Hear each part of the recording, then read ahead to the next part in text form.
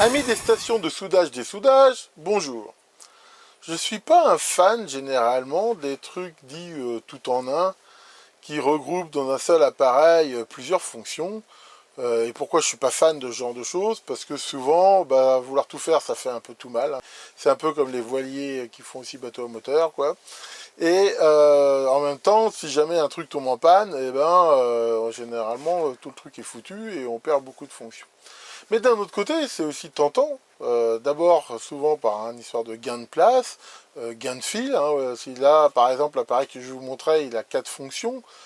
Si on avait 4 appareils séparés, il faudrait 4 prises, il faudrait 4 cordons, 4 boîtiers, donc ça coûte plus cher. Et en même temps, ça prend plus de place.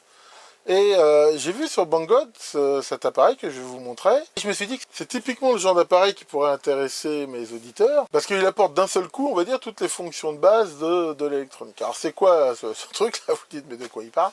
Eh bien, je parle d'un appareil qui fait à la fois station de soudure, c'est-à-dire contrôle régulé d'un fer à souder, à la fois station de ce qu'on appelle le rework, hein. En fait, c'est une sorte de petit pistolet à air chaud à température contrôlée qui va permettre de dessouder les SMD, enfin les SMS en français, ou éventuellement de faire de la gaine thermo, enfin des choses comme ça, avec différents embouts, qui fait aussi alimentation, réglable, 0 à 15 volts, 2 ampères, et voltmètre, à peu près jusqu'à 24, 25 volts, et USB, avec une alimentation de type USB 2 ampères. Voilà, donc tout ça dans un seul boîtier, et pour la somme de 130 euros. Donc, je me suis dit, bon, ça peut quand même être un truc qui est intéressant. Et comme de toute façon, moi ça me manquait, là j'ai un de mes ateliers où j'ai pas de truc à air chaud, chaque fois c'était la croix à la bannière, et bien j'ai décidé de le prendre et de vous en faire profiter. Alors, regardons ce truc là. Alors, découvrons ensemble ce qu'il y a dans cette boîte. Dessus il y a marqué SMD Rework Station ESD Safe, c'est écrit aussi en chinois, mais bon, comme je ne parle pas le mandarin, je ne sais pas ce que ça veut dire.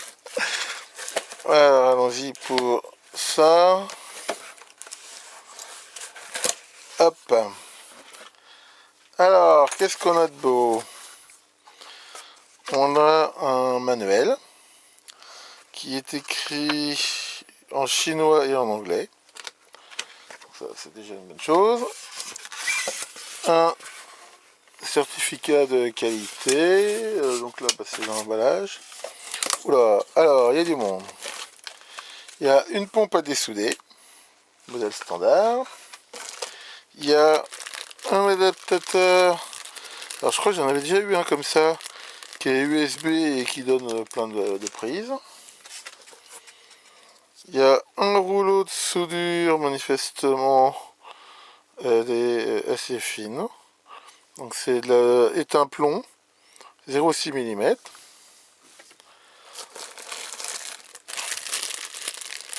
Un fer à souder, prise 5 broches standard.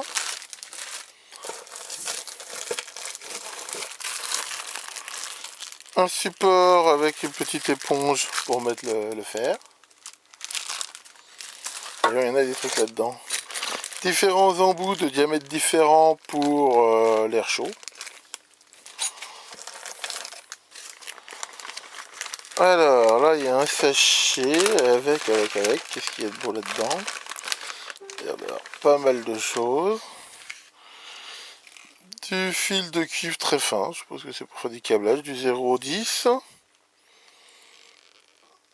Un stylo de... Je pense que c'est du flux. Ouais, ça c'est un stylo de flux. Une Bruxelles. Alors ça c'est des Bruxelles, j'en avais déjà montré dans les QDN. Tout un lot de pannes différentes, dont une très fine ici. Donc ça c'est plutôt cool. Et une Bruxelles droite aussi. C'est décidément, il y a de quoi faire. Ensuite il y a... Oh merde, je te par terre. L'appareil en lui-même. Bon, enfin je vais le déballer, on regardera plus en détail. Et je vais essayer de ne pas tout foutre par terre. Oui, c'est qu'a priori on peut pas débrancher le truc soufflant. On verra ça tout à l'heure. Et c'est toujours pas fini. Nous avons ici le support manifestement qui sert pour justement mettre le pistolet air chaud. Et ici des tests des câbles des pointes de touche de mesure, je suppose que c'est pour le mode voltmètre. Et puis c'est tout. Et puis c'est tout comme dirait la femme. Alors, hop là. Alors maintenant je vais déballer ça un peu plus et on va regarder ça de plus près. Hop. Voilà, j'ai un petit peu tout déballé, tout installé. Bon, globalement, déjà comme ça, hein, j'ai pas encore branché, je veux dire, l'impression de qualité quand même est bonne. C'est propre. Enfin, je veux dire, c'est plutôt sympa. On voit les câbles sont très souples. Honnêtement, enfin, vu déjà comme ça fait quand même pas cheap, quoi. C'est bon, c'est vrai que c'est un peu carré au niveau du design, mais enfin, je veux dire, c'est plutôt sympa. Alors attention, il faut monter soi-même ici le support pour le truc. Alors il y avait une vis qui manquait, je l'ai retrouvé dans le sac en plastique avec le transport, elle a dû se desserrer. Enfin voilà, il y a ça à monter, c'est vraiment pas compliqué.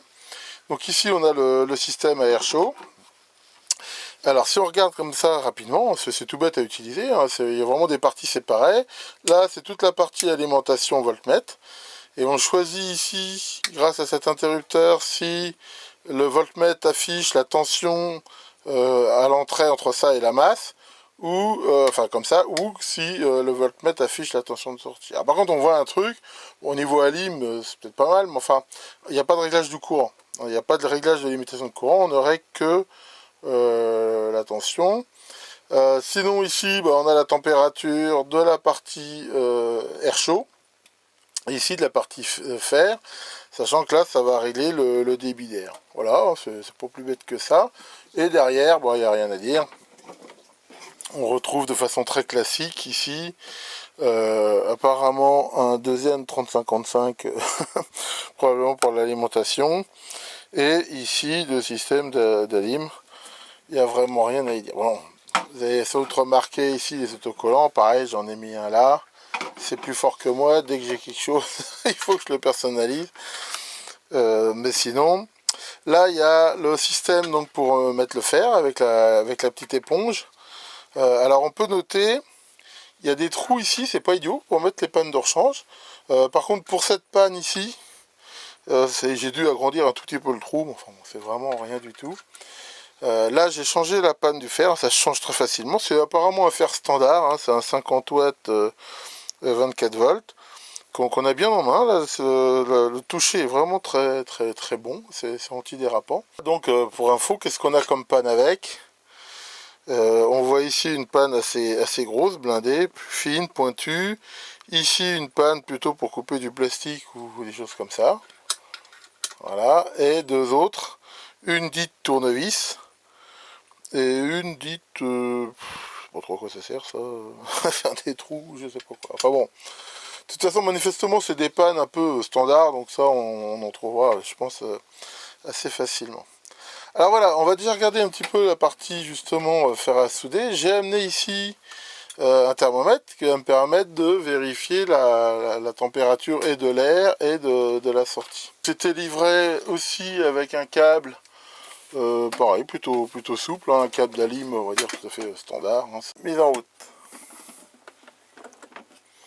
Donc quand on le met en route, ben, on s'aperçoit qu'il n'y a rien qui se met en route, mais c'est assez normal puisque après ils le disent, on peut mettre en route, et c'est ça que je trouve assez sympa finalement, les différentes parties. Donc là, voilà, là je mets en route le système, d'ailleurs on l'entend qui souffle de l'air chaud, et là on peut régler, voilà, d'ailleurs on l'entend très bien, la force du flux. Donc par défaut la température est réglée à 100 degrés, mais on peut ici très facilement la monter. En fait on ne peut pas descendre en dessous de 100, mais voilà, on va mettre par exemple, je sais pas, tiens, 200, pour essayer 240 degrés. Voilà.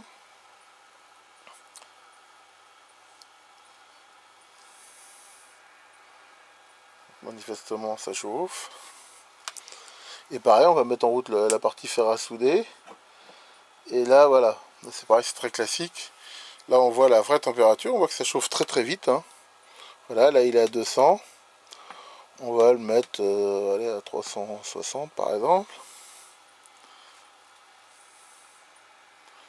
En effet, on voit que ça chauffe vraiment à la vitesse hyper rapide. Alors, regardons un petit peu ce que ça dit la température pour le faire. Donc là, décidément, il chauffe vraiment à la vitesse de l'éclair. Bon, on a un petit peu plus, 380, en mettant de la soudure. Mais enfin bon, de toute façon, c'est pas censé être précis au degré près. Puis là, c'est pareil, hein, il est à vide. Donc on va dire que là, pour ça, c'est plutôt bien. Et comme on l'a vu, ça chauffe vraiment très très vite. Voilà, et donc si on n'a plus besoin du fer, on peut l'éteindre. Et là maintenant on va mesurer la température de sortie de l'air. Il faut peut-être mettre une buse. On va mettre ici la buse par exemple la plus fine, parce que c'est souvent celle que j'utilise moi. Voilà, alors attention de ne pas se brûler parce que le bout c'est très chaud. Mettre ça ici comme ça avec une pince. Voilà. Et on va essayer donc de mesurer ici la température de sortie. Ben, c'est vraiment très précis, hein, voilà, 240. Là vraiment on peut dire que c'est plutôt top. À ce niveau-là, vraiment rien à dire. Donc ces essais là sont plutôt très concluants. Ici, donc voilà, donc là je l'arrête. Alors par contre, souvent ces stations-là, quand on les arrête, l'air continue à souffler pour les refroidir. Là, manifestement, c'est pas le cas, ça s'arrête complètement. Enfin bon, pourquoi pas. Alors là, on voit aussi qu'il y a un voyant qui est allumé. En fait, ce voyant-là, d'accord, il indique que c'est le, voilà, que tout le système en fait est sous tension. D'accord, donc c'est cette LED, elle ne bruit pas très fort par contre. Ici, alors maintenant, il y a la partie ici alimentation. Voilà, donc on peut régler la tension jusqu'à 15 volts. Voilà, et là il y a le courant, et ici donc la sortie. Donc ce que je propose, c'est que maintenant, je vais déplacer ça vers ma charge électronique, et on va pouvoir regarder un petit peu ce que ça donne au point de vue électrique. Alors, ce que j'ai fait, c'est que j'ai branché ici la lime sur ma charge électronique ici, donc ça me permet de vérifier. Bon, je ne peux pas tellement filmer les deux en même temps, donc je vais faire plutôt un commentaire. Enfin bon. Donc ici, si on peut régler la tension donc, de 0, donc là, en effet, c'est quasi 0 à la sortie, donc là, il n'y a rien à dire. Si déjà on tourne, alors déjà, il faut savoir un truc qui n'est pas terrible, c'est qu'il y a toute une plage ici de réglage où ça reste à 0. Là, je tourne le bouton, je tourne le bouton, je tourne le bouton, c'est 0, 0, 0, 0, 0, 0, 0, 0, 0, 0, 0, 0, 0, toujours, toujours, toujours, toujours, toujours, voilà. C'est-à-dire que là, ça commence tout juste à donner un peu de tension, et voilà, on voit qu'il y a tout, enfin, je dirais au moins un tiers du potentiomètre qui sert à rien. Donc ça, déjà, c'est pas un très bon point. Alors bon, on va déjà essayer une tension, par exemple, de 1,5 volts, hein, si on voulait simuler une pile, par exemple, là. Là, en sortie, la charge me donne bien 1,5 volts, mais il n'y a pas de courant. Si on regarde ici, par exemple, pour 7 volts, là, 6,91. Là, par exemple, pour 10 volts, j'ai 9,90. Donc, manifestement, il y a comme une erreur. Et à fond, là, il me donne 15,7. Et ici, j'ai 15,42. Bon, il y a une petite erreur. On va dire que c'est quand même pas hyper précis, hein. Alors maintenant, on va regarder un petit peu avec le courant. Donc, par exemple, on va se mettre sur 12 volts. Et on va aller faire cracher un petit peu de courant. Alors, allons-y gaiement. Toc. Donc là, par exemple, 200 mA. Il faut que je les mette en route. Là, donc déjà, il y a une erreur de 20 mA sur l'affichage. Là, par exemple, 500 milli. Alors là, il y a une sacrée erreur. Si on continue, là, par exemple, 1 ampère. Voilà. Là, il y a encore une erreur assez importante. Et je continue toujours. Donc là, je suis au max de ce qu'elle peut donner, 2 ampères. Donc elle donne réellement 2 ampères. La tension est descendue un petit peu. Par contre, là, il m'affiche 1,88. Donc manifestement, ce qu'on peut voir, c'est que l'ampèremètre, il est de plus en plus faux au fur et à mesure que le courant augmente. Alors, il faudra regarder à l'intérieur, est-ce qu'il y a un réglage, quelque chose.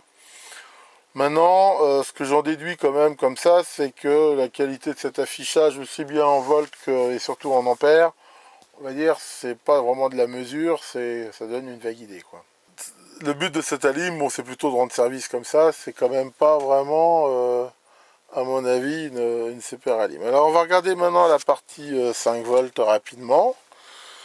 Donc on va déjà regarder ce que ça donne à vide là avec mon testeur d'alim. Donc là ça affiche une tension de 5 volts. Donc là c'est bon. Faut savoir aussi que ce testeur j'avais déjà montré, c'est pas super top. Mais enfin on va dire que aux alentours de 5 volts il était bon.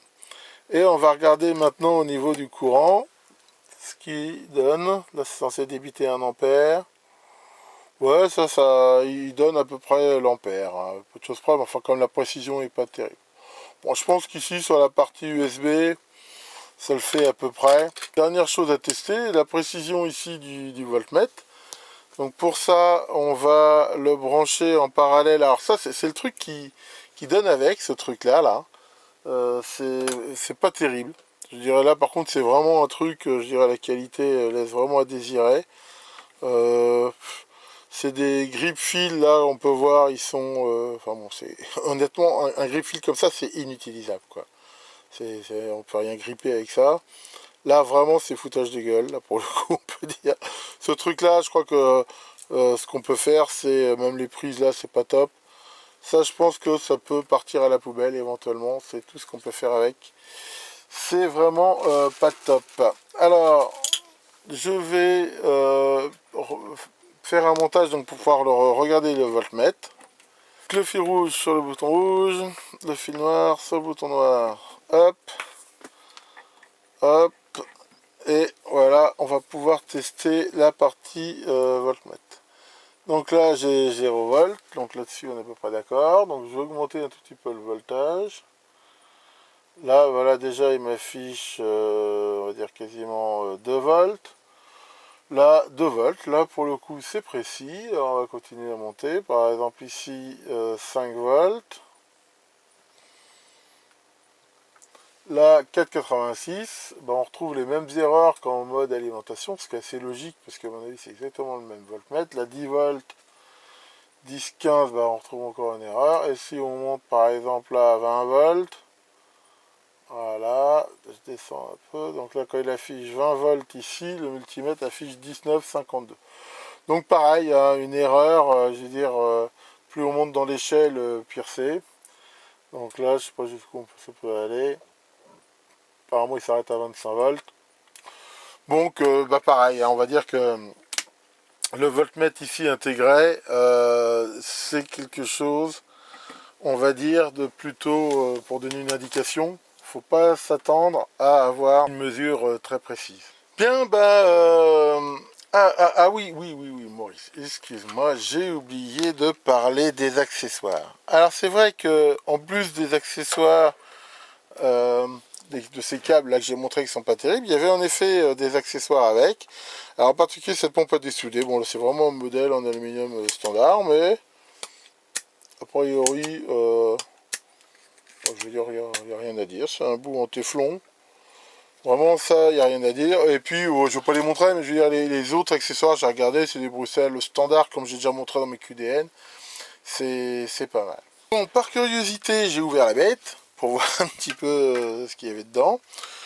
C'est assez classique, hein, un châssis en tôle. On voit ici le transfo. Bon, il me paraît, à mon avis, il est juste dimensionné comme il faut, hein, vu sa taille. Ensuite, on a ici au milieu une petite carte qui manifestement était une alimentation à découpage.